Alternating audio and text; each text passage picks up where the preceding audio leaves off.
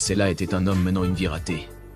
Il avait des dettes de plusieurs centaines de milliers de dollars et une série d'entreprises de jeux de hasard échouées derrière lui. Cella se rend alors à Brooklyn, New York, s'arrêtant sur le parking du parcours de golf de Diker Beach, où Steve avait dit qu'il le retrouverait.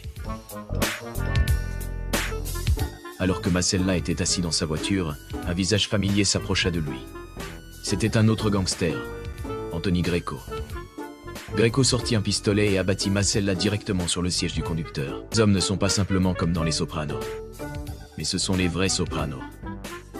Et c'est le récit intime de leur ascension et de leur chute. Début des années 1930, le New Jersey est un état divisé entre de nombreux clans du crime organisé, certains locaux et d'autres étrangers. Les chefs du crime de New York, Giuseppe Masseria et Gaetano Rana, ont leurs propres factions indépendantes dans l'État, tandis qu'Abner Zwillman, membre de la mafia juive et ami du gangster new-yorkais Meyer Lansky, détient une part dans la ville de New York. La famille criminelle de Philadelphie, dirigée par Salvatore Sibella, a également des opérations dans la partie sud de la région. En ce qui concerne les véritables patrons du New Jersey, la faction de New York, contrôlée par Gaspare D'Amico, et la faction d'Elizabeth, contrôlée par Stefano Badami. 22 septembre 1886, Gaspare D'Amico naît dans une famille sicilienne à Villa Batte. Lui et son frère émigrent tôt aux États-Unis, suivis plus tard par le reste de leur famille. Giuseppe Masseria et Salvatore Maranzano, et le nom du conflit venant de la ville natale de Maranzano, Castellamarese del Golfo. Badami, qui s'opposait à l'influence de New York sur son territoire, soutenait Maranzano par opposition à Masseria. 15 avril 1931, Masseria fut tué par ses propres hommes, qui avaient conclu un accord secret avec Maranzano, mettant fin à la guerre. Maranzano se déclara le boss des boss et divisa New York en 5 familles criminelles. Badami était désormais le chef confirmé d'Elizabeth. Mais cette victoire fut cependant de courte durée. Car le 10 septembre 1931, 4 gangsters juifs entrèrent dans le bureau de Maranzano au New York Central Building, déguisés en agents fédéraux pour désarmer les gardes du corps de Maranzano.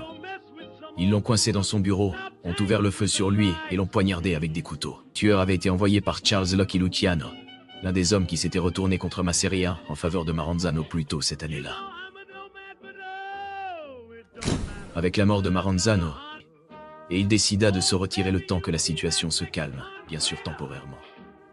Et D'Amico devint le nouveau chef de la mafia d'Elizabeth New York. 1935, Vincenzo Troia commence à élaborer un plan pour prendre le contrôle de la mafia du nord du New Jersey par la force.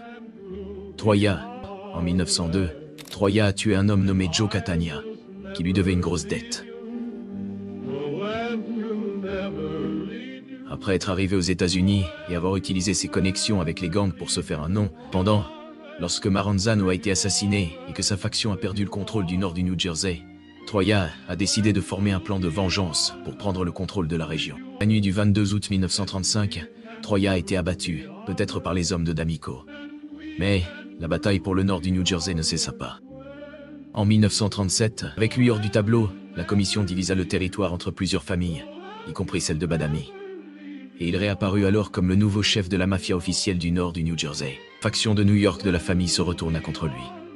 En 1955, alors qu'il était assis au Vito's Clan Bar à New York, le frère de son ancien sous-chef, Frank Manaco, entra dans le restaurant et poignarda à mort Badami, âgé de 66 ans. Les factions de New York et d'Elizabeth étaient de nouveau à couteau tiré, et en 1957, moins de 2 ans après avoir pris la tête, Amari s'enfuit en Sicile, laissant une fois de plus un vide de pouvoir dans la famille. Ce vide fut ensuite comblé par Nick Del More, le sous-chef de la famille. Del More était un bootlegger et gangster de la vieille école, originaire de Nicosia en Sicile. Contrairement à ses prédécesseurs, Del More ne provoqua pas de remous en raison de sa réputation. La famille restait un groupe désorganisé de gangsters rivaux qui, aux yeux des hommes du Nord, n'était rien de plus qu'une bande de paysans.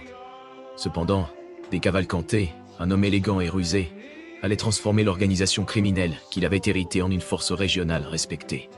Supprimer des éléments qui ne jugeaient pas nécessaires, comme l'utilisation d'un pistolet et d'un couteau dans la cérémonie d'initiation. Bien que le pistolet, le couteau et la brûlure de la carte sainte soient tous des éléments symboliques historiques du rituel utilisé par la plupart des organisations de la Cosa Nostra depuis des décennies, des Cavalcanti ne les voyaient pas comme nécessaires. Et ils se moquaient bien de la manière dont les New-Yorkais le percevraient. En tant que chef de famille, il utilisait le magasin comme source de revenus légitime et imposable. Cependant, en coulisses, Di Cavalcanti gérait un empire bien organisé, possédant des parts dans de nombreux trafics à travers la côte Est, y compris une opération lucrative de prêt sur gage, plusieurs raquettes de jeux et des affaires pornographiques.